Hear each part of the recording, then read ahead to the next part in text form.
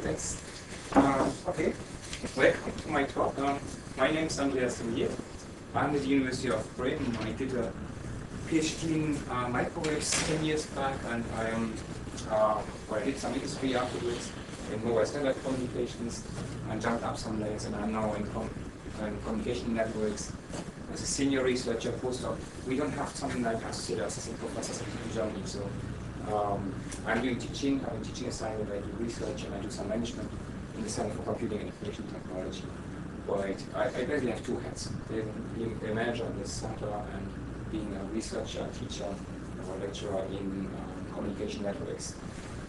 And today I want to do some kind of work in progress on future internet. So one of the things, well, basically two reasons I'm here. One reason is we are working together with broadcast on future internet project from Europe, which is a forward project. So there will be something in it. And the other reason is that we wanted to get some personal contacts, refresh personal contacts, which I have from some kind of research visit, which is similar to a sabbatical I did in 2006. Okay, so I'm going to try to do some work in progress, and it's a combination of work we are doing today, and which we have been doing before we start our future internet, and future internet work we are doing in the framework of the European Research Project. So we believe that the future internet will be virtual, mobile, and wireless. That's what I'm going to introduce. Before that, I would like just to talk a bit about my home university and what we're doing there, and then I will come to this future internet. So I'm from Bremen University. So Bremen, as most of you know, is basically a small city in Bremen, in Germany, 100 million inhabitants, and it's a state on its own. So we are, as former Hanseatic historical city, we have the city rights for 800 years, and we have two cities, and there's one state within Germany. So we total have maybe 700,000 inhabitants, and it's lots of trade and food logistics and food. Daimler, Chrysler, so not Daimler, sorry, Daimler. I'm so much used to move from Mercedes-Benz to Daimler and then Daimler to Daimler Chrysler. I used to work as a student, work as work earning real money and not research money. But I still in Daimler Chrysler, but this was but we have the biggest employee in Bremen is Daimler, with something like 13,000, 14,000 direct workers and another 5,000, 6,000 from what they call it, temporary workers, people already are temporary workers. We have a lot of aircraft and aerospace industry, so we have a research center on space industry, and we are working on the ISS as well in Bremen, and there's also an Airbus working on. Okay, that's how I want to skip.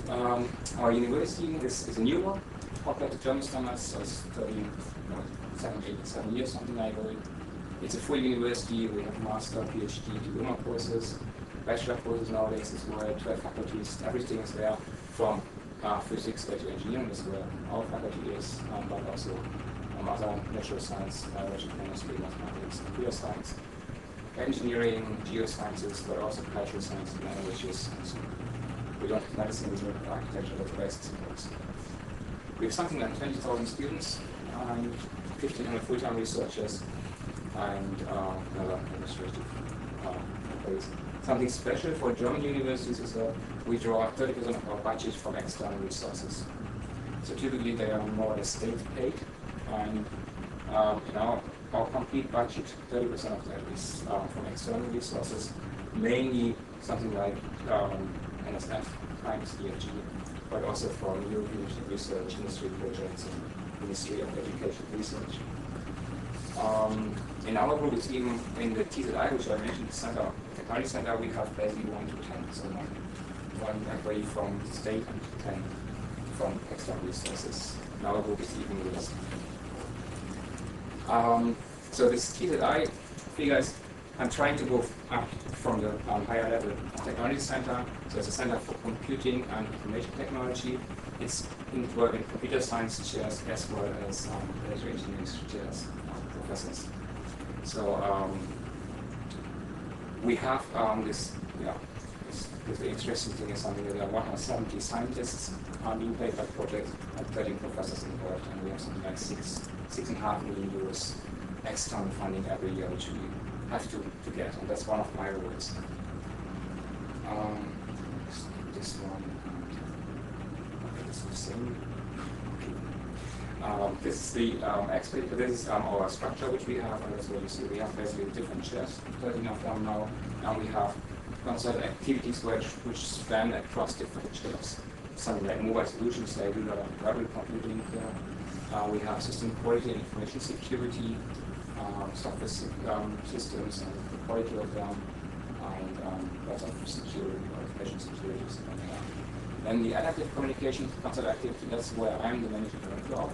It's always one postdoc basically plus a professor. The professor is then basically, we call it speaker, board member basically, and the managing director has to do the day-to-day work, which is mainly trying to motivate people to cooperate and acquiring projects that you thinking about where to do the next things, so strategic things, but also business planning for the next year, something like this. And then the fourth one is interaction and education. So this is mainly human-computer interaction and education. So we just knew about how to educate with IT technology from children to seniors. And generally, this TZI, we have several objectives. One thing is to have the different chairs to cooperate and to know each other, to know what they are doing, and just trying to be better by cooperating, and that works quite nicely. Another thing is we also think about getting larger projects together. And third one is technology transfer. That's something which is very important in a poor state in Germany to work on technology transfer to cooperate with small companies which can commercialize what we are doing, what we have in mind. Okay. Another thing is we are bounding up with partnering up with similar institutions, some 60 kilometers west in different states.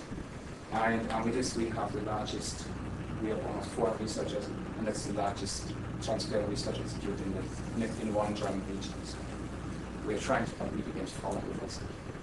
But they are, of course, much older, much more senior.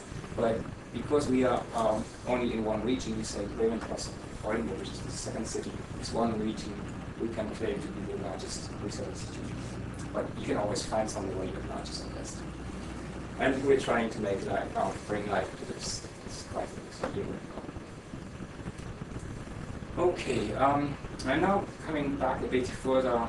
This is what you see, we have lots of partners we're working on, and probably have to ask that to Ratas. I have to skip it because it's not there yet. So for technology transfer, for example, we have a mobile resource and a classic demo center where we can present our research results in a nice way. We set up once it's there, and there are some guys which know how to present it. If someone is coming, they can present these demonstrators, which is very nice because from my class I know if someone from visitors coming, then I have to find which is student, setting up the demo, taking apart the test bed. The test was ongoing.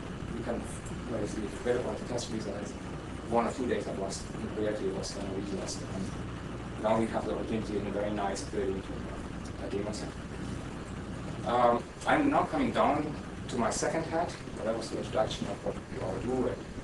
In this activity on adaptive communication, we have for example microwave engineering, we have communication engineering, we have computer networks, communication networks, digital systems in it.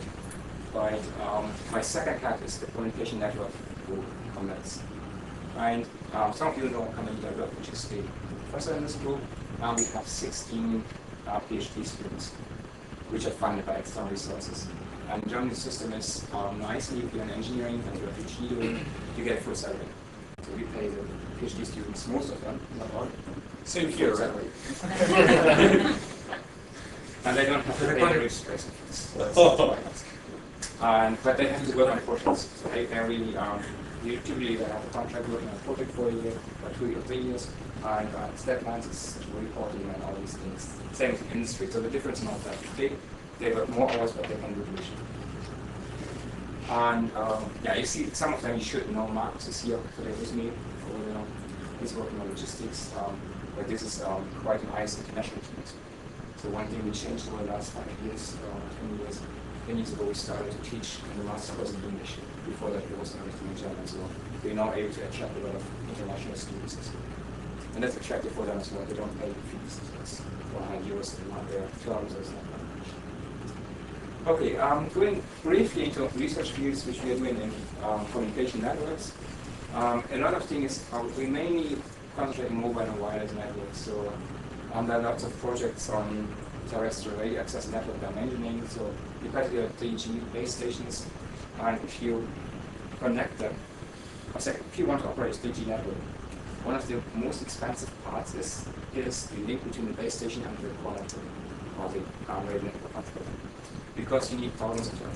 So if you cover an area, something like Bavaria, 10 million inhabitants, you need something like 20,000 of these links, which you have to buy, to rent, or to install. And to have a careful dimensioning of this, you need 1 to 10 megabit on it, is quite incisive cost factor for the network operator. And we have direct industry contracts with business networks, which want us to give the tools and methods and simulation models, how we can dimension these networks.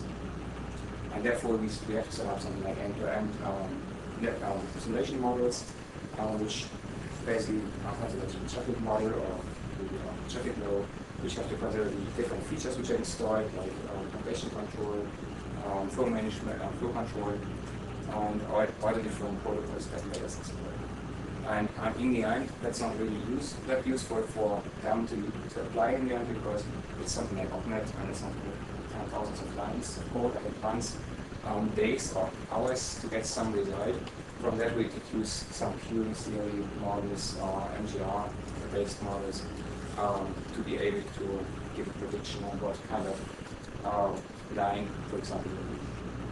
That's a lot of really nice queues over here. And we also have something like rate network planning that is inspired with projects, but there's one PhD student trying to put this to his PhD in the end. But then we have a lot of thing of what is the future, and we see a lot of future in networks being heterogeneous. So you will have lots of different networks and technologies available, and then you have to think about, firstly, if you move from one to the other one, how do you support it? When to do the handover, how to do the handover, how to keep some addressability, for example, how to maintain sessions and applications. And also, if you have several networks available, why not use more than one at the same time? That would be preferred, but also this as a network access and flow management. Then we also have some projects on spectrum management, where we think about if WiMAX and wireless LAN will be in the same 5 GHz area, how can they cooperate? How can I prevent that a wireless LAN system interferes in some kind of gaps in the WiMAX frame structure, or how can we have some kind of fair access? We're thinking about methods that around will basically put the traffic in super frames close to each other and have controlled length periods where we can have them some kind of CMA, CA-based wireless LAN system and access it, or you can think about LME here in combination with wireless and see how we can optimize the correlation. Another thing which is interesting, and which we do together with the communication technology people, is cross-layer optimization, particularly for wireless LAN. Thinking about you have all these different options of MIMO or FDR. You can do all the different modulation schemes. You can do all the different access schemes and all the different coding. And then you have the MIMO technology that gives you a lot of freedom, but it doesn't help you if you don't know what the application requires.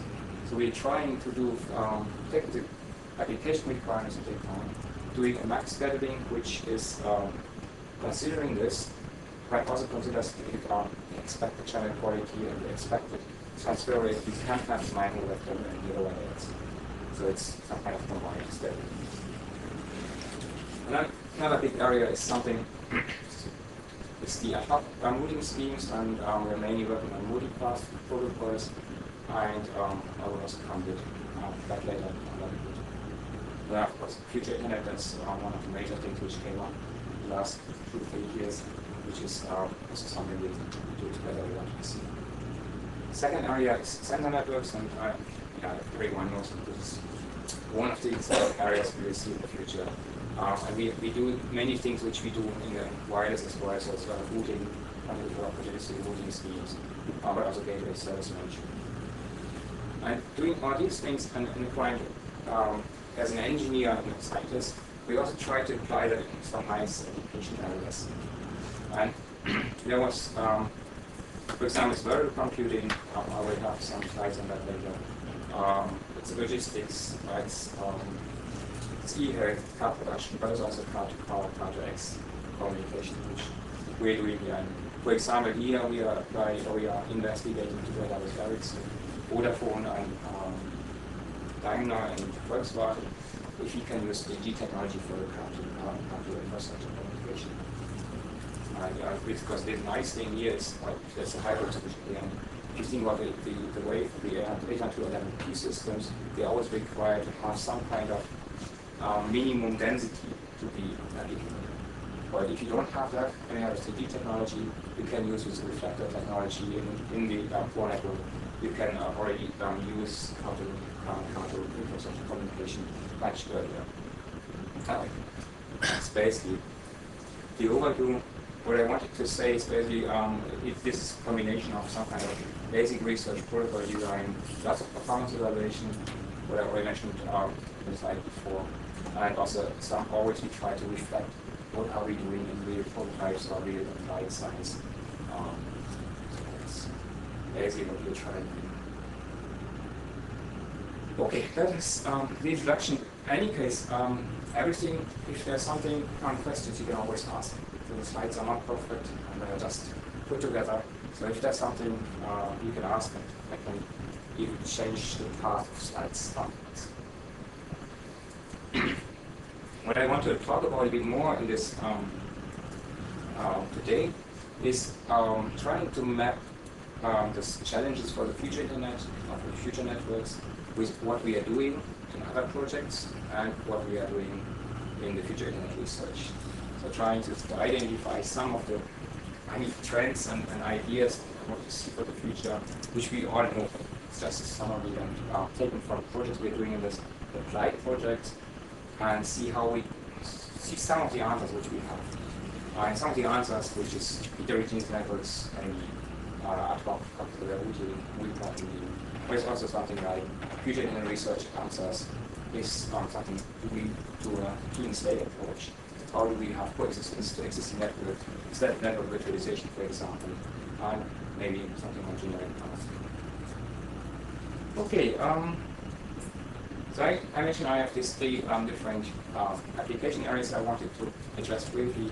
One is the sensor networks, and I mean, the exciting thing is really we have a technology available which we see in a couple of years we could have something like a couple of cubic millimeters size devices which are cheap, maybe $1 or less, 10 cents, can be produced in millions, and they can communicate, sense, and process and store data.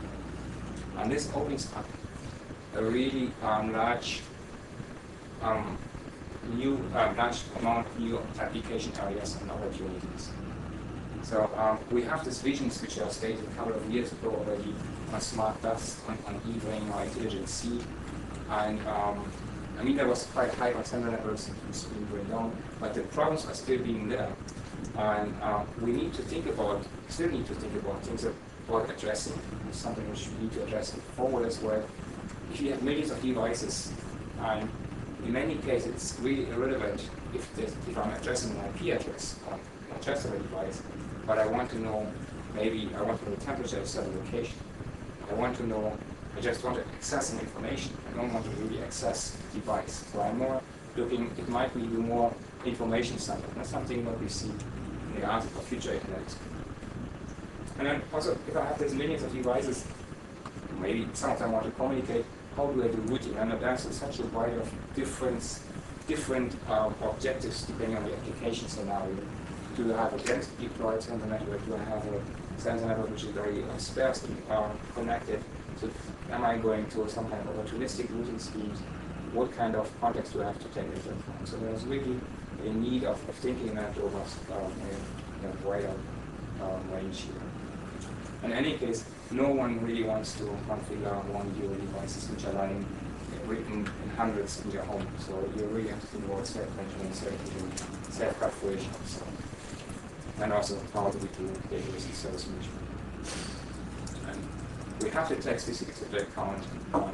Typically, these sensor networks are low power density, low performance. Right? I have to highlight it's typically. You can have other applications where this does not apply. You can think about having sensor networks with devices which are $100 each. It also makes sense. And there might be bricks on the size. Doesn't matter. So it's this generalization we can't apply. That's another point. If you talk about probably a different topic, and we're just finalizing an European funded project with something like 28 million euro funding over the last 5 years, which was trying to apply wearable computing for mobile workers. This is also something which will really change life in the future. I mean, you would have your wearable computer somewhere in the closet. For example, like this guy is in the back of the bed, there's a computer, which is some kind of ARM processor here. And you might be, well, you can access the data, for example, in his glasses with some head-mount display type. So this is what we've been using this project, but the future might be 5-10 years ahead. It looks quite different. Now we have to think about all these things in this project about how to do the user computer interactions. Right. What we see here is, okay. I mean, it's clear that this changes the paradigm because wearable computing is not doing your work at the computer, but it's so using the computer is not the primary task. What I'm doing lots of slides, reports, I'm working at the computer. But here, the primary task is something that might be aircraft maintenance, might be firefighting, might be hospital doctor. And he's using the computer to be supported to his primary task, which completely changes everything. So he's not able to configure anything, he's not able to control anything, he's not able to carry a device. He has to have the hands free, for example, in many places. So we have to think about really something like context awareness, which also comes back to communication networks. We have to know that as that's right. But if you know what the guy is doing, you can give the right options for the computer. So if he's in the wing of the aircraft, you will only be interested in documenting what he's doing, and you might not be interested in surfing the internet or something like this. You can reduce the choice of the user interface. Right. Somewhere these things is okay, better for communication. It needs to be reliable and available everywhere because I'm relying on having computing and the communication everywhere. So we are really for ubiquitous computing and ubiquitous communication based on this wearable computing might be the first step. And then we have lots of issues on privacy and security. You will carry all the data with you, and you will be able to access it, all the databases and, from anywhere basically. But security and privacy is a big issue. When you can really think about many nice things like just think about you're in a pub, sitting in a work next to someone, and you can scroll the computer to come see. You don't want that. You don't want to because it's the worst price. You want to maybe make a date. So it's maybe how do we control on the access to my data?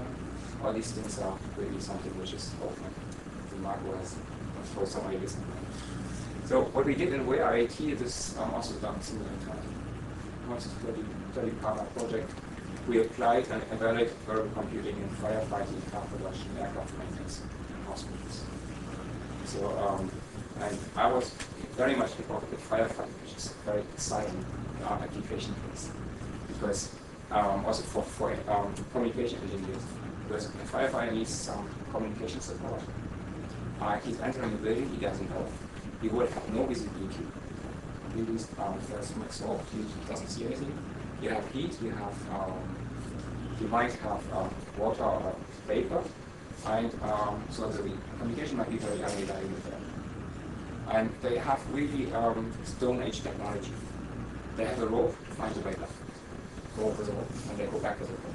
That might lead them back to the fire, because if the fire goes on behind them, the rope might just rip off, or just cut something. And then they won't find it back. And they also can't use the rope of someone else. So if their exit is blocked, which they might even know, they wouldn't find another exit. So for example, we have something like, this fairy cat incident maybe, where they drop the small grains and stones when they enter the forest. we do the same. We drop sensor nodes when they enter a building, and they can be used for communication, but you can also use them for navigation. So if you know which way you have, you can basically realign the position if you pass a node. So this is really one side which is really fun for communication engineers, and we did a lot of work there. Another thing is also, I mean, even though we are introducing Euro Tetra boilers as digital technology, today they're still mainly using analog radio, which doesn't work. And then they claim that GSM will also doesn't work because it's also radio in excess power. But if you now think about introduction of Tetra, it's digital, but it doesn't have a data channel. So we are really thinking about, you can't rely for all the applications on one technology. So sometimes it's something, if you have some kind of voice message, okay, just code chemically defined, just a command like return, that is transmitted from the group leader to the firefighter without any error, that's really important. You might want to send a picture, can't do that with Tetra. So we have to think about, we have heterogeneous networks, we might have the lifeline, a very low data rate, we might have some kind of wireless LAN ad hoc network, we might have some UGS there, we might have Tetra connection, or we might not have anything. So we have to think about some middleware type which is automatically selecting for the application the right communication network. Okay, so it's a few pictures from the other. But this is just see what kind of challenges we have. I think we need something like, we need context-aware networks. We need reliable, anywhere available networks, some kind of things. And we will have heterogeneous networks where we have to do some kind of network selection and user utilization. And just as a third application area which we have been investigating is logistics. That's also where Marcus is working. And as we see some trends in logistics as well. One trend is we see that the transport, there's an automatization, which means the quantities are getting smaller and smaller. So everyone's ordering by Amazon or anyone the goods directly to his home. We're not having something like big shopping centers ordering lots of quantities anymore, but it's getting more and more down to smaller quantities. So that's one of the things we see on the logistics. We also see that the road infrastructures are more and more overloaded in Eastern Europe. So the streets are not being built fast enough for the increased amount of traffic which we have. And we also see that we have environmental and pollution issues which we have to address. So we have to optimize the transport in the logistics. On the other side, we see that we have ICT available, which is much better than a couple of years ago. We have sensor networks, we have intelligent agent technology, we have communication networks which would allow communication anywhere. And these technologies together give a basis to use autonomy and self-organization in logistic processes as well, and replacing some people. And we believe that we can have a better robustness in planning a logistic process, like distributing some goods over a logistic network, like on a country or a state, by using autonomous planning processes, than using a central planning process. So as soon as a local disturbance can react with a distributed or autonomic process much better. So it's very abstract, but this was the basic idea to apply for a 12-year research center in Germany, and we got a funding for this for 3 times 4 years in Bremen. So Bremen was funded, some 40 professors, each getting 1 or 2 PhD students funded for this time. And the idea, breaking it down a bit more, is that this logistic good can basically decide itself about how to be routed and how to act on some kind of disturbance. And you can think about transferring, for example, after routing protocol from data networks to logistic networks. So basically, you have a pallet of goods that can be transported, and which truck is going to be taken to take, also depending on the traffic and depending on weather conditions, it can decide itself. It gets something like a cost function or it has to achieve. And we can use some kind of logistic ad hoc routing for it. There are of course differences in this. Difference we also address in our research center. Difference, for example, like we have a very strong interaction between the transport vehicles and the transport goods. Both try to optimize the goods. They're both cross functions which have to interact. So we have to think about negotiation processes there. We have agent technology which is representing the different entities which negotiate on it. Right. In the end, we see just in this application, logistic entities like goods, transport vehicles, and also sensor nodes which come into the environment, they might need to communicate, negotiate, and interact. But what does that now mean? So I don't want to go into too much details in these logistic processes, but the impact of that on communication networks. We see maybe millions or billions of goods we want to communicate. So we have all these problems again, which we have in sensor networks about scalability addressed. How can I address it? What kind of reliability cost? If we talk about RFID tags, which should be sender, so we have to think about. Also, we can't think about sending SMSs for each message. So there are many things which also give requirements for future communication networks. It's also something like self-management, isolation, and privacy things. You don't want your competition to know where your good is and what problems they encounter. Or you might want to have some extra, but this needs to be controlled by policies. Do you want to travel together with your competition?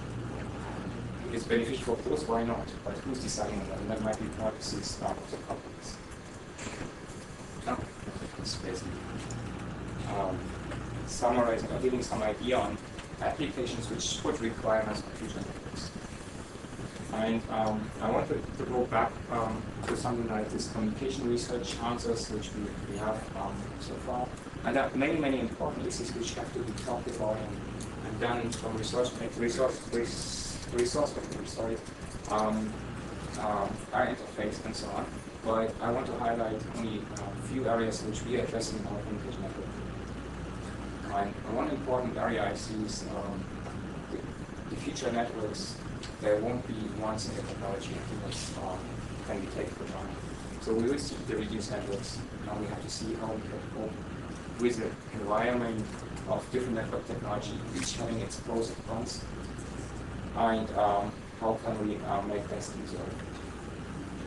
The other thing is we see here also as a requirement in the different areas that self-organized routing schemes are important. We see a lot of ad hoc routing, which we do, but it has to be more and more context aware. So it's what we do at the moment in money schemes. Typically, you have something that either only based cross functions or very specifically for one. So we are working here on having a framework to do more generated context availability. And also using several connections at the same time, as well for heterogeneous technology, as from the same technology, really possible is something which is quite important for our understanding. This is not a ranking of the most important ones, but this is where we have some experts, some accidents. Okay, I mean, this is probably quite extent. If you have this heterogeneous networks and these networks overlap and complement each other, we have this devices which are capable of using multi-network technologies. We still have problems like which network to select in a certain, for a certain user, in a certain context. Is still something which is not that straightforward. And this, in particular, because the context where the person is in, so what kind of networks are available, what is the QoS of the different networks, but also what the requirement of the user is changing.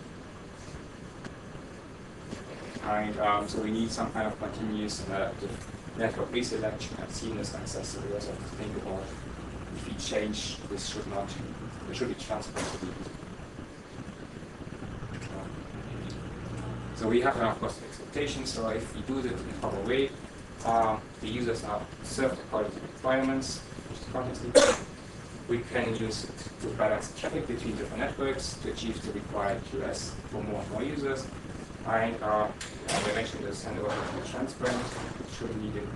We still have to think about some security, so what kind of networks can you access, what's the data being transferred over, and we have things like it has to be usable, concept of the battery lifetime, other issue. What happens if you use several networks at the same time? Does that draw battery more than using one network twice the time, for example? But this also needs to be somehow.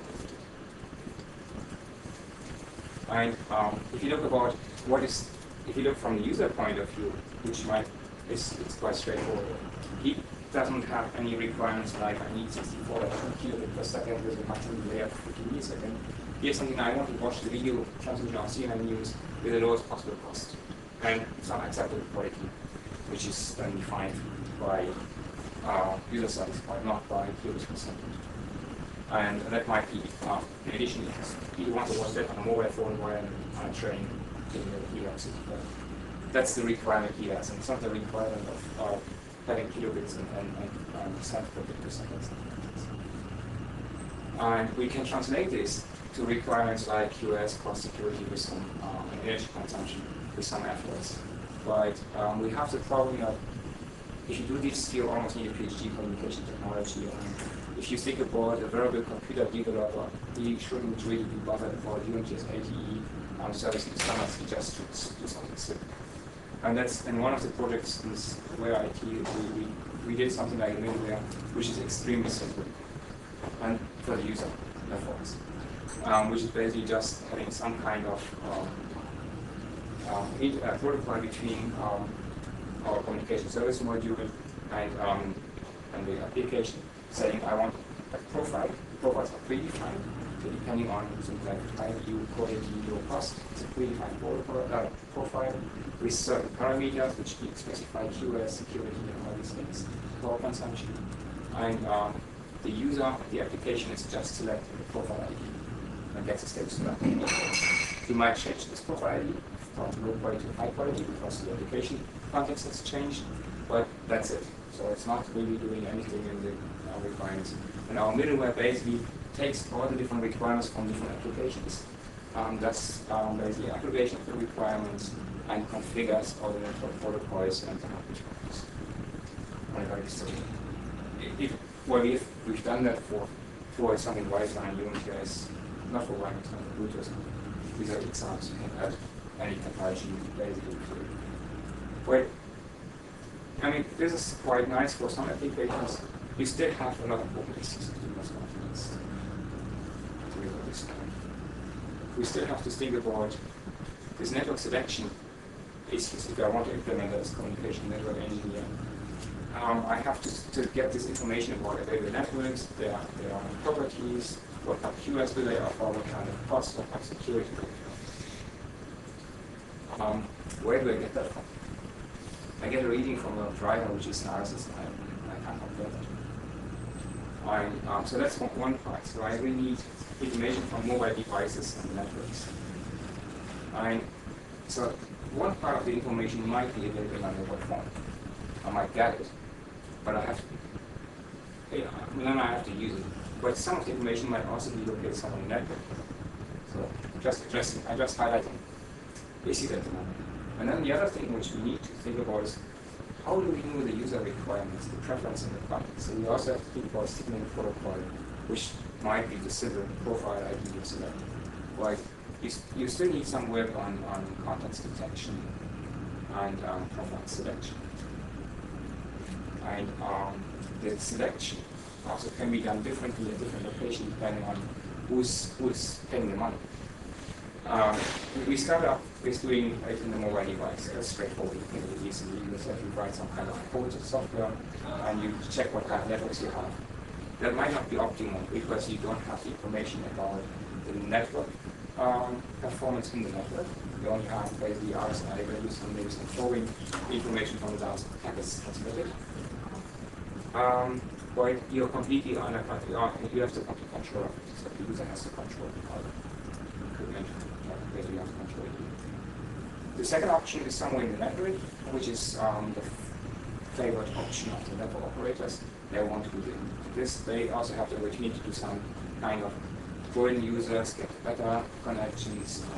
They might do some load balancing to be able to support if you have some hotspot that you put all the 3G using the hotspot, maybe, and the others 2G further distance from the base station. So there are lots of optimization here you can do. And you can, of course, like, what we have done here is we've tried to do a policy-based implementation, which was done in a German research-funded project, SCANET here. And has several elements. One is this network capturing or network context-aware policy environment. So we basically define the policies, and we have them according to this IETF notation. We have metering points, policy listening points, and policy enforcement points, which can communicate among each other. And this gives a generic framework to implement the decision either in the network or the mobile or distributed. I'm not going into much details here. The other thing, what I addressed earlier is this identifying the network QoS. So we have these things of the QoS is dynamically changing. I can do intrusive QoS measurements, which is not always the best thing, additional overhead, additional costs, but even need to performance degradation. So, and I can do non-intrusive QoS identification, and that depends on hardware, software, operating system drivers. I mean, you know all the problems.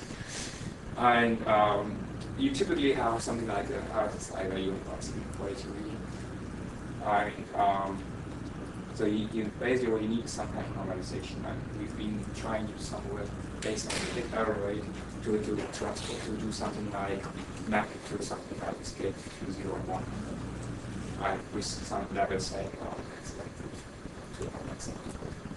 And you can map different drivers, different network cards, different technologies, and you wouldn't know that you have something like this. This also, it works for some cases, but it's not generic enough to think more about it. But you can think about here we did it basically based on bit array, but scripting for the multi-dimensional cost functions, and then you start changing the cost parameters again. You're ending up in some kind of decision space. Okay, that's what we implemented here. We implemented that for basically what we do one design, Untitled QoS, HTTP mainly, and ending this part of the problem. The second thing is we call it dynamic flow management, but that's the background is the idea to use several networks at the same time. So the heterogeneous networks, why not use them at the same time? And we expect that we can have better QoS because we can do some load balancing. We expect to have an improvement in over performance because we can prepare the handover or we can divert data on already an established connection.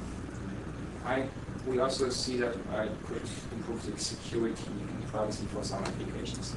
So, for example, if I several applications on at the same time, I might put the banking not on open wireless access, where is the CNN news down like what you want to open access for. I don't mind if someone knows the portion.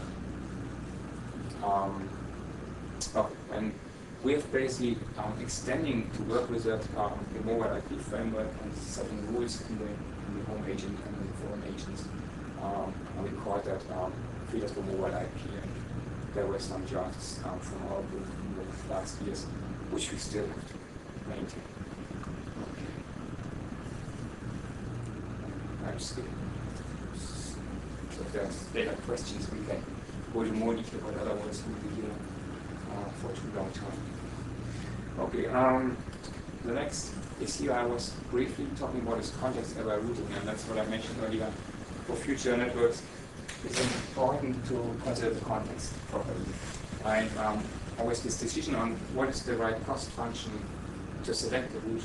This can be applied for these networks as well. We didn't do it, but it could be done. The optimum route or the optimum route depends on the context of the northern system. It's not necessarily the one with the lowest outcome. It's not necessarily the one with the highest bandwidth. And it is different from application case to application case. So in some application cases, I don't mind how long it takes.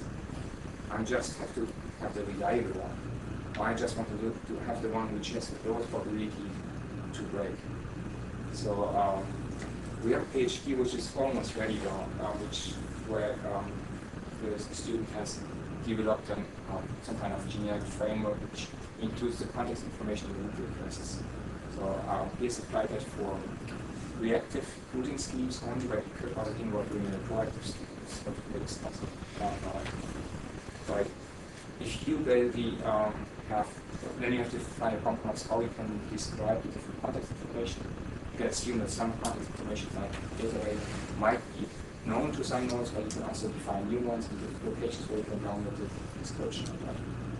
And then you have to think about cost functions, how can we combine these things.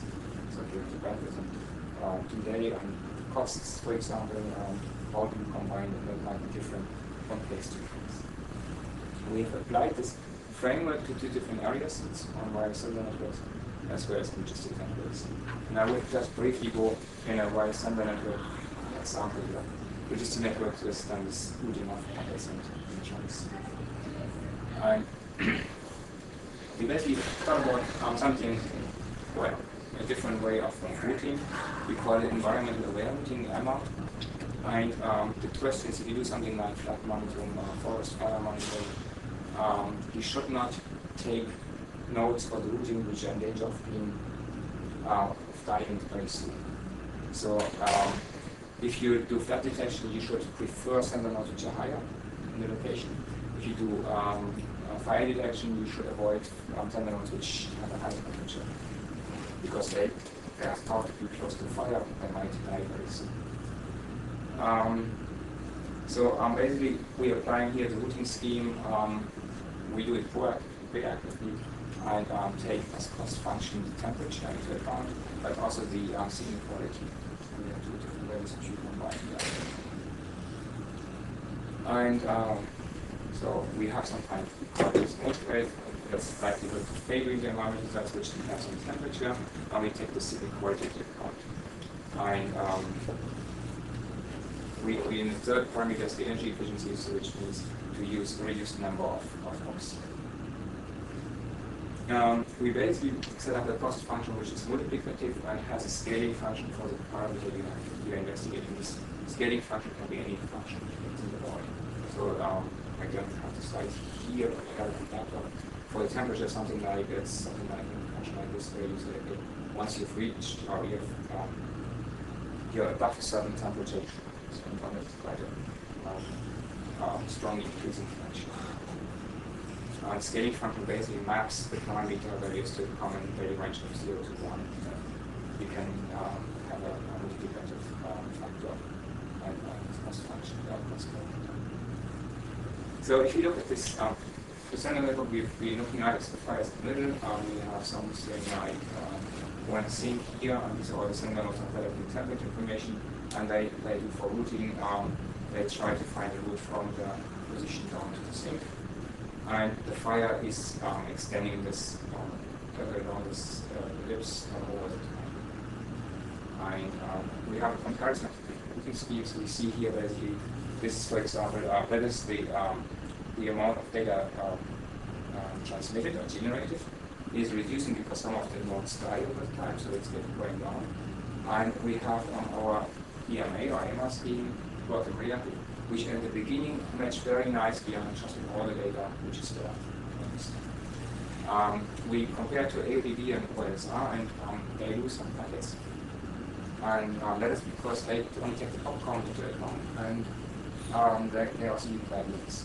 So they're using this low RSPI, but it's low pop count, so they lose some packets here already. So we have a better performance in the beginning because we take the right parameters to select the routes. And we also don't have very many root breaks or root errors in the area. So we can maintain up to a certain point of time, we can maintain sending most of the information to the sink. And then here it drops because one of the main nodes which connects this part with this part is being destroyed during the fire. So it's just an example, you can extend that out. Okay, this one I will skip due to time when we tend to talk too much. Not too long. So multicast routing is another area where we did a lot of work. Basically thinking about using radio disjoint tools because they are interfering with each other. And then we did work on how to split traffic, about several flows you can do on two routes. It's simple, but if you have a single flow and distributed you get all the problems with TCP as soon as they have different routing types. Skip, and then we come to the topic of forward, which you know, so I just want to go into this first. The main things we are working on, and our concern with network virtualization today is leading forward is network virtualization from English networks point of view. We also do generic class investigations, but it's a bit different than the forward approach, and we try to show that that some of the advantages of future or the requirement future networks can be matched with the generic class approach, which is a new approach of describing what it means. It's like at least one path, and that you can do things like network coding, multicast, and also mobility and hybrid to other layers. It's breaking the traditional layer topology.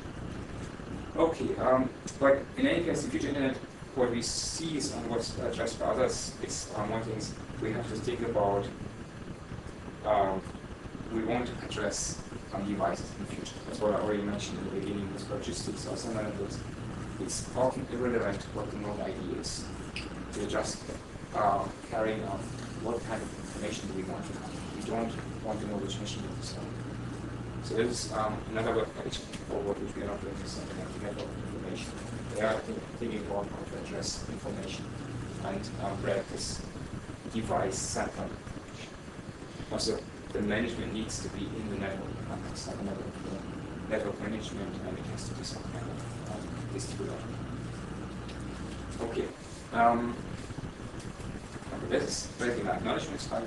The following slides I take from the presentation which was done by others, for example, in the network in March this year. And so it is network virtualization forward approach, right? And we can briefly go through some of these slides.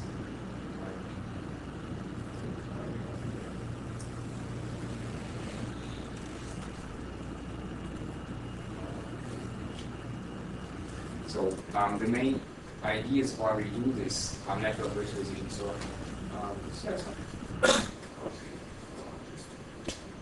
so that was a different slide. I typically have different slides here.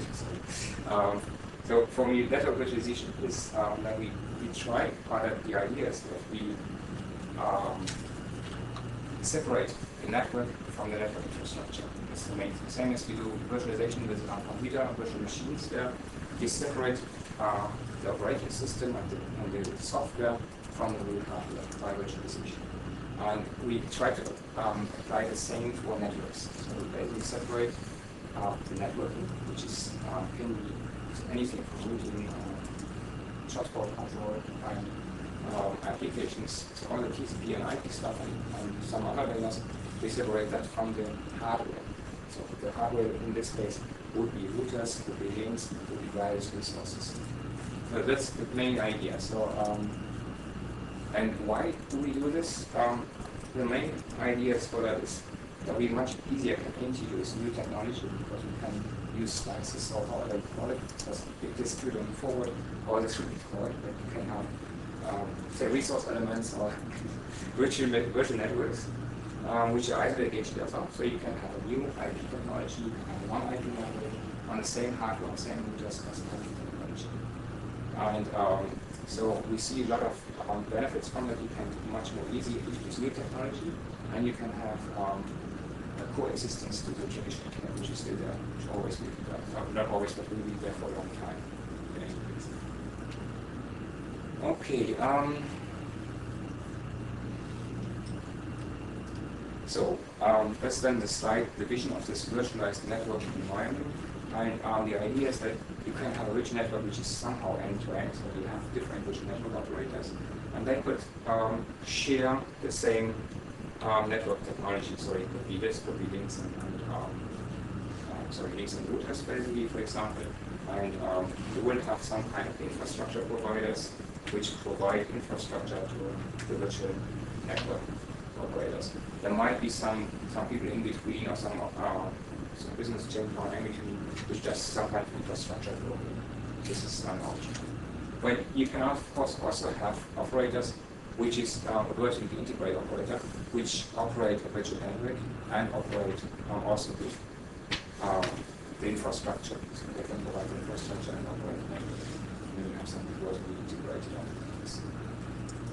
In any case, the main thing is you can have extended virtual networks spanning over different infrastructure providers, and they are isolated typically between each other.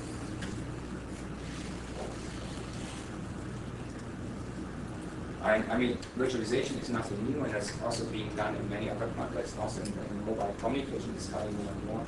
So we see it in different areas where you employ operating system, virtual servers, a lot. But you see it also in mobile networks where you share something like, at least in Europe, often they share base stations, but they might not, which means the location, and they might change power supplies, like they have their own really RF-phonics, for example. But there are different ways of how you can share this infrastructure. We have this network virtualization in some parts, like in the VLAN, in the virtual IP router already, but we don't have anything end-to-end yet. We have also other research projects which work on virtualization. So what's different forward? So we see there's some kind of meta architecture in a commercial setting, which allows the coexistence of different network architectures. So we mentioned so you can innovate a new network architecture, new network protocols coexisting with each other, and you can deploy very cheaply on existing infrastructure.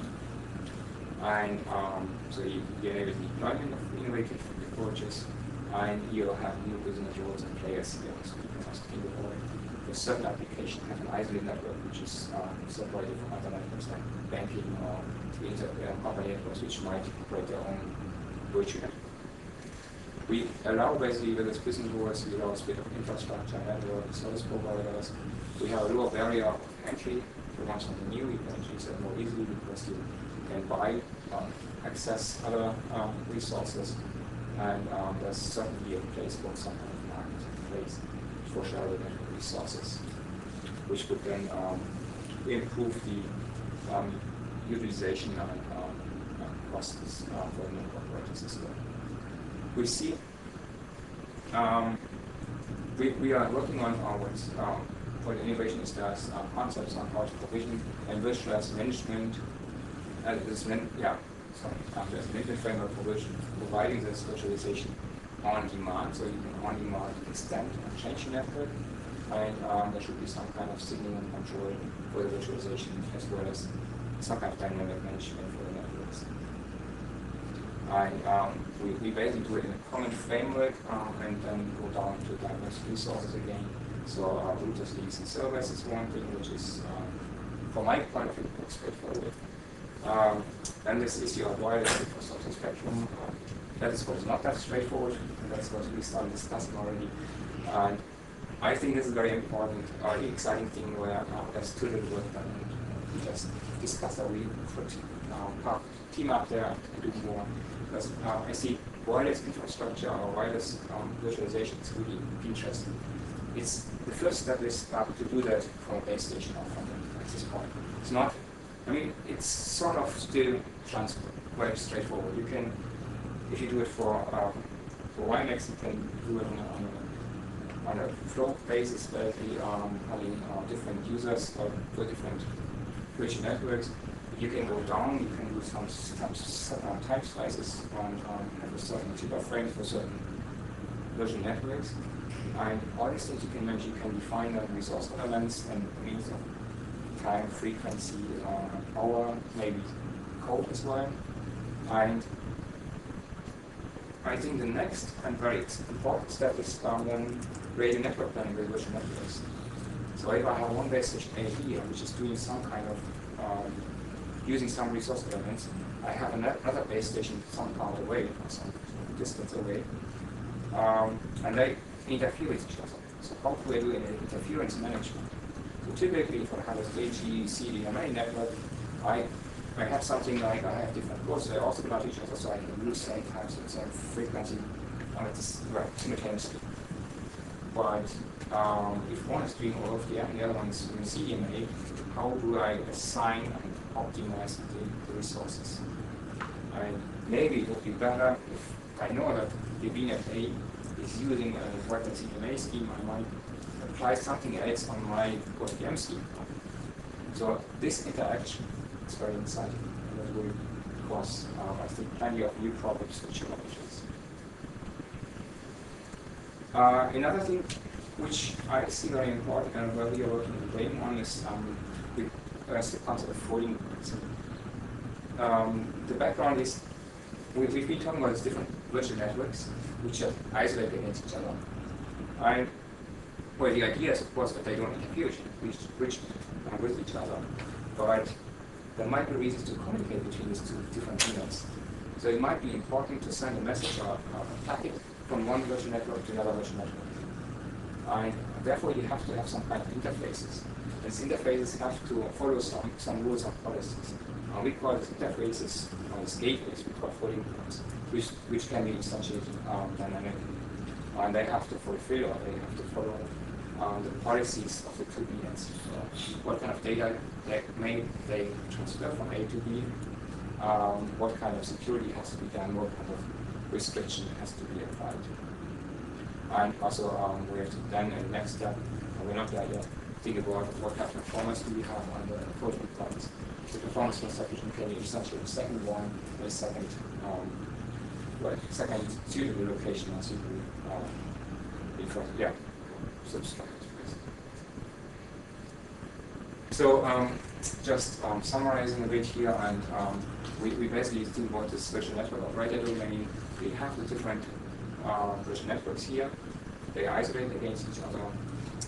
You have the infrastructure providers down here, which provide infrastructure to set up the different virtual networks. You have the VNet provider, which provides configures the VNet according to VNet operators requests. And we think that we need some kind of folding points or folding links here in between two different VNets to be able to communicate from the yellow one to the green one. And this means you can either have a common node or you can have a common link. So this is required a point concept.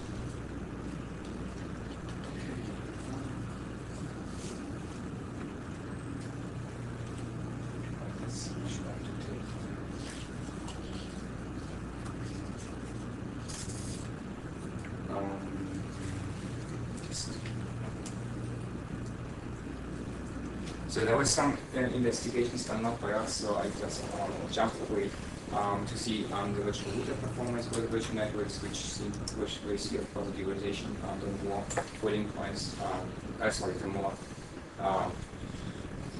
more domains or the more virtual networks you operate in one device. And there's also some first work in a virtual radio framework, which is defining slices, and each of the virtual networks can implement their own protocols in their slices. This is the first approach, basically, to define the user plane with different layers for different networks. We're going out to the file layer, to the mid layer, and to higher layers here, which can be different from virtual network to virtual networking. It's not very clear. Right, there's resource elements which are being shared, and then power, frequency, and time, and probably should also be code. That was not addressed very much. But what we see is that depending on the VNet operator, these requirements are very different. So some don't really want to have their own interface, their own interface scheduler. They just want to have some certain project service. So they might just give them on a higher layer the QoS requirements and layer packets. And some would go down to different backspaces, or we can even give access to access the radio interface and wireless resources. Okay, so how far are we now? And actually, we still need a lot of work to be done here. So we have some kind of draft architecture. So some mapping algorithm using data mining technology, and there's an initial definition of signaling and control interfaces. There's a first version of the resource description language, which is XML-based, used for requesting offers of virtual resources. There's this first virtual radio concept, and there's some early prototyping and testbeds available, some virtual access points in wireless LAN. We have first prototype or testbed for a floating point, which is using non-extending a floating point between IPv4 and 6 networks, also not really rocket science, but just proof of we can work with extended, we can have instantiation of virtual machines there, and do some protocol translation. And yeah, that's basically where we are now. There's lots of things to be planned for the future. I think that's also that's not too much. Yeah, I mean that's not for that. And so maybe the conclusion is still, I believe, even after this 1 hour talk, the future will be virtual mobile wireless. This will be the core components. We very much into mobile wireless being the future. And we see a lot of concepts, but luckily for us, that's still a lot of work to be done. And I just want to, before answering questions, we're having a summer school of future internet in Bremen hosting July 2024. I know that we will have a speak on here. That's the reason I'm here, to make sure that that works. Yeah, just and the nice thing is it is a full week, but it's a mixture of very exciting courses. And we did it in a way that we have courses on Monday and Tuesday. On Wednesday we have invited talks, and then we have other courses Thursday and Friday. So there's even an option that some people will not join all the time, join Monday, Tuesday, Wednesday. And just the conference is on Wednesday and then the Thursday. Or vice versa, I'm writing Wednesday instead of Friday. And this is not only the forward thing, but we also involve people from Pianity and EuroMF, which are also future data projects. And I think even some people like some the last one, Stony Brook, which is not involved in European research. And the courses are for grade students and researchers mainly, so we are looking forward to see PhD students and researchers from industry. And there's a website for it. Okay, now I would like to thank you very much for your questions.